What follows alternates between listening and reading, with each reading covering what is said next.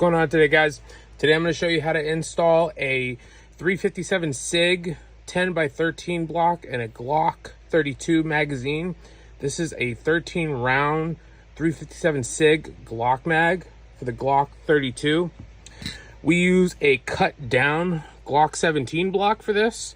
You will notice that the block will say G23, G17, 15 by 17.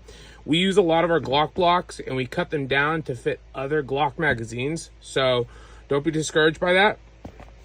What you're gonna do, take your breakdown tool, very handy, taking apart a Glock mag, remove the floor plate, remove the locking plate, take the spring off of the follower.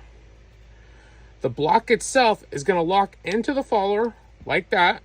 If it doesn't lock into place, that's okay, because the spring tension will keep it in place once you install it. And then you're gonna put the spring back in and then simply reassemble, okay? The locking plate back down, put the floor plate down, you're all set. Then what we'll do, quick function test. This is some SIG, 357 SIG hollow point ammunition, just some standard defense stuff. We're gonna show you that it does block the mag to 10 rounds.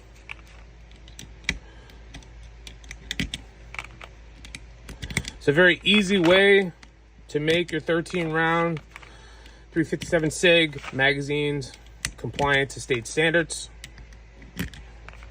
Number 10.